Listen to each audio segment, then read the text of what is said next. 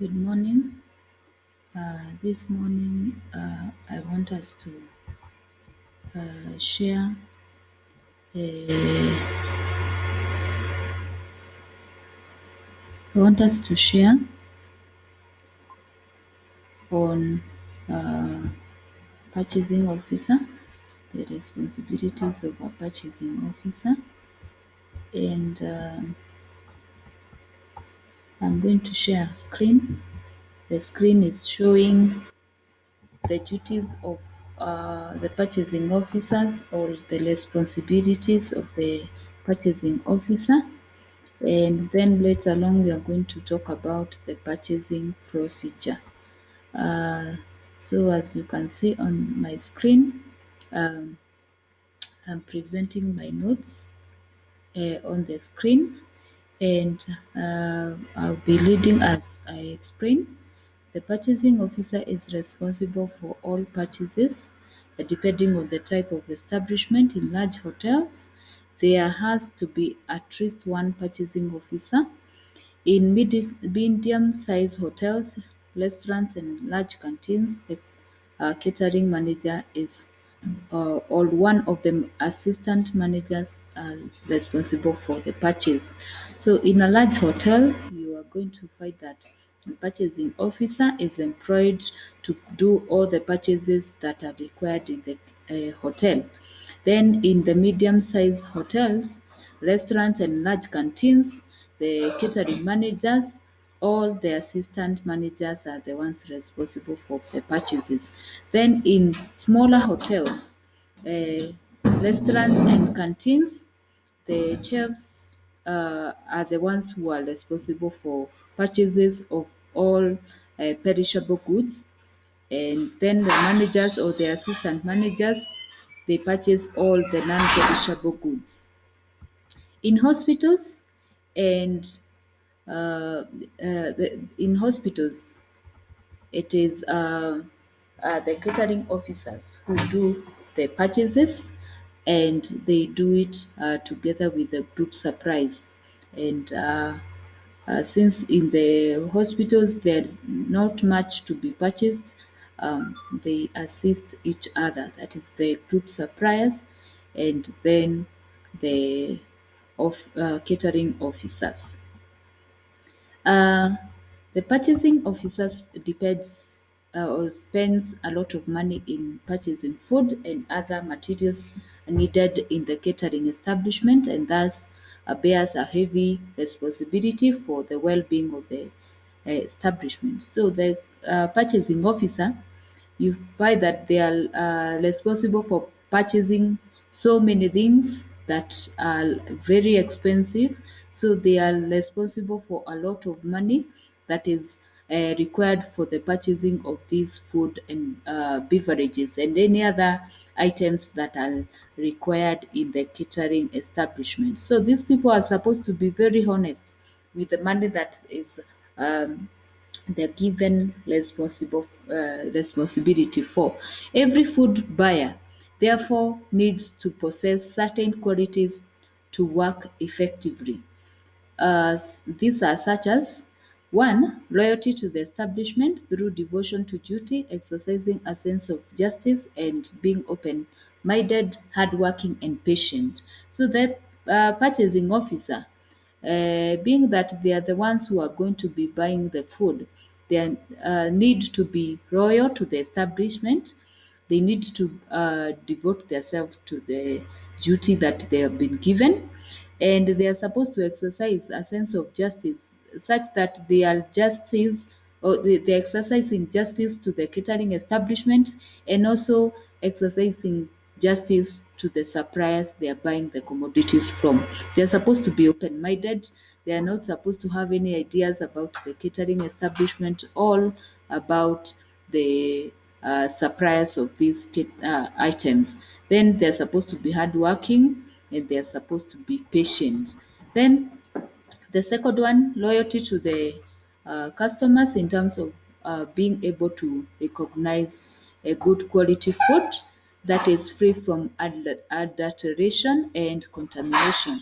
So the purchasing officers should be one who are able to or who are loyal to the customers, such that they can be able to buy um, good quality foods, and then they can also ensure that any foods or any items that they buy, uh, so that they can be used for cooking food for the customers. The foods that have not been added anything that is going to seem to improve the quality. They're supposed to ensure that whatever they buy is something which is of good quality and which meets the standard purchase specifications, and also the items should not be contaminated. Then high moral and ethical values, so that he is not influenced but or obligated to supply us in any way. These caterers or these purchase officers, they're supposed to be morally upright. They are supposed to be ethical in such a way that should not be one who can be corrupted easily with rich monies being given, so that they can receive or they can buy items which are not according to the standards stated in the standard purchase specifications. Then um, objectivity of his judgment of quality offered in terms of price and service. So you should be one who is very objective, such that you can be able to tell that the quality that is being offered is worth the price that is being the price that has been stated for that item. And you can also be able to tell that the service that is being offered is also worth the price that is being stated for that service. Number 5, skill in identifying markets, negotiating deals with the suppliers, and establishing good relations with the people allowed. The purchasing officer should be one who is able to identify good markets where you can be able to buy these vegetables, fruits, and any perishable commodities. Then you can be able to also negotiate deals. You can be able to tell or to ask the suppliers, maybe would you reduce the price of these items to this price? Since we are also buying them in bulk, we can get a price that is reasonable for us, and also it is not going to be a price which is too low for you yourself. Then they should also ensure that they establish good relationship with the people who are allowed them. So as they negotiate these prices, they should also be of relating well with the people they are dealing with, so that they also sell a good image of the catering outlet they are working for. Then the last one is accepting food brands that are marked by standardizing agencies approving their quality. So you find that when you talk about food brands, here we are talking about food items that have already or that are maybe manufactured, and they have been checked for their standards. And like in Kenya, we have the KEBS, Kenya Bureau of Standards, which usually marks the foods that are already up to standard. And you find that foods, especially the meats, they are usually also checked, and they are standardized and stamped by the Ministry of Health to ensure that they are of good quality, and they have been inspected. So all these food brands should be given. And also those foods which are not stated in terms of food brands, that does not mean that because they are not been marked, they do not meet the standards. The purchasing officer is supposed to use their own eyes and check whether whatever they can see is meeting the standards. Should also look at the color of these items, check the texture of these items, and that can also make they can use that to make the judgment whether the foods meets the standards that are stated in the standard purchase specification. For buying well, the person responsible for placing orders for food on behalf of this organization and the customers must have a knowledge on or have knowledge on market and procedures. How are the markets that the foods can be bought from, and what are the procedures used in buying these foods from the markets? Then the food availability, how available are some of these food items, what are the foods in season, and you can also look at food handling practices, how are these food handled in the markets, are they supposed to be packed, and are they supposed to be counted? Like, for example, when you talk about foods that are supposed to be in pannets, for example, like strawberries, how many are supposed to be in one pannet? And with that, you can be able to tell whether those food handling practices are in order. Then size and type of the packs, the size and type of packs, they're supposed to also be checked so that you ensure that you are buying the appropriate packs. Then purchase quantity. The purchase quantity is supposed to also be stated. So how much will you be buying? Are you going to be buying in 1 kg, 2 kgs, and or are you going to be buying two pieces of an items, five items, five pieces of an item, such like things. Then surprise and terms of supply. So the terms of supply means that how are they going to be supplying these items? Are they going to be supplied on daily basis? Are they supposed to be supplied in delivery vans, refrigerated? What are these terms of supplies that are stated by the suppliers? Then the quality best suited for the end use. What is the quality that is required by the catering outlet, and what is the quality that is required in terms of the count factors, in terms of weight, in terms of size? That should also be noted. Then the cost control techniques, the price fluctuations. The cost control techniques is how can you control cost in terms of these items.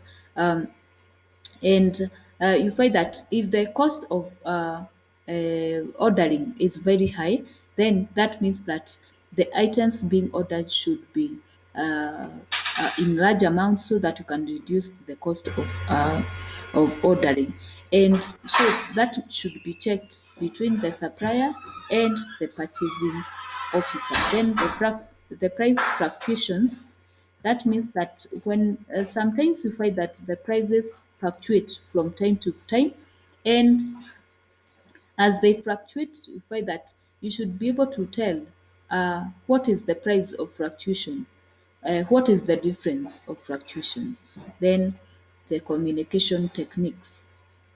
How do you communicate with the suppliers?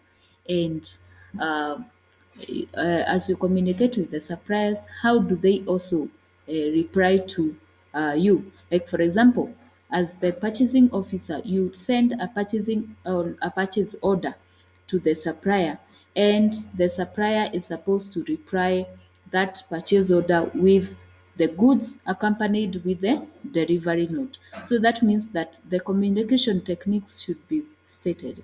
Then again, you should also communicate whether you're going to be posting the purchase order or you're going to be communicating through the online techniques, like, for example, sending the emails for the purchase order and such like things. And so that should be stated very clearly. Let's go now to the duties of the purchasing officer. The first one is they're responsible for the purchase of all materials. So they purchase basically everything that is used in the catering establishment. Then responsible for efficient operation and control of the purchasing office and the goods receiving department and the stores and the seller. So they operate or they ensure that they operate the purchasing office or whatever the operations are there in the purchasing office. They are the ones responsible. They also control every operations there. And then they receive the goods in the receiving department. So that means that once the goods have been supplied or they have been delivered by the delivery person or the delivery man, they're supposed to receive them in the receiving department. And then they also control the stores and the seller. So that means that they can be the ones who are also responsible for the seller, that is the wine storage area. The third one, ensuring continuity of supply of all items to the user department. So they have to ensure that none of the items that are required in the user department are missing in the store, and that is to mean that they are supposed to contact the suppliers in time so that every item required is available. Number four, finding cheaper and more efficient sources of supply. They're supposed to ensure that they find cheaper and more efficient sources of supply for all the items that are supposed to be used in the several departments in the hotel. Then coordinating with the production department and to standardize commodities and therefore reduce stock levels. So they coordinate with the production department to ensure that they standardize the commodities being used and ensure that whatever the commodities are being used in the catering establishments are commodities that have been checked for quality during the receiving, and the quality has also met the standard purchase specification. And they also have to ensure that they reduce the stock levels for all the items that are not moving or the items that have no demand. And for those items that have high demand, they ensure that appropriate stock levels are achieved. Then liaising with the production, control, accounts, and marketing departments. So they have to ensure that they always liaise with the production and control production section, that is the user department. Then the control department is the department that ensures that everything that is required in the store is there. So they are the ones who control the stock levels. So once the minimum stock levels are lived or are reached, they have to ensure that they communicate with the purchasing office so that they can write the purchase order for the commodities that have reached the minimum stock levels. Then the accounts department, they are the ones who facilitate the uh, the keeping of records for all commodities that have been bought in the catering outlet, that is bookkeeping, accounts records, and all that. Then marketing departments, that is to ensure that whatever they buy or whatever the purchasing officers are buying is they are items that are already agreeable to the market. And the market in this place is the customer. The customers are asking for these items, so that they need to buy them. Then reporting to the senior management on activities of the department. So they have to ensure that they write reports and ensure that they give guidelines or give an idea of whatever the activities are taking place in the department. So they have to always be reporting to the senior management. Then keeping up to date with all the markets being dealt with and evaluating new products. So they have to also ensure that they keep up to date all the market prices, and they also evaluate new products. They have to check if there's another product that has come into the market and or that is available in the market and it is maybe a cheaper product. They can buy one product or one piece of the product and then use it for preparing the foods in the kitchen or in the user department, and then get some feedback or evaluate the feedback that is being given from the customers once they consume the product.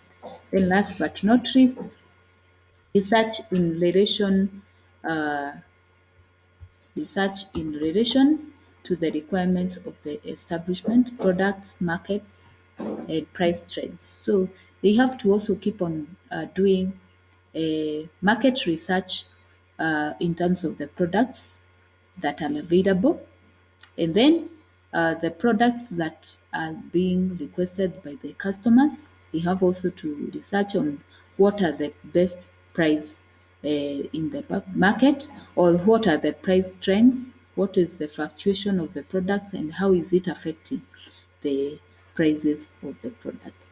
So that is it about the duties of the duties of the purchasing office. So that is about the purchasing officer, or the responsibility of the purchasing officer. So I would like to uh, reach there so that we can now go to the next slide, or the next subtopic immediately after this. Thank you.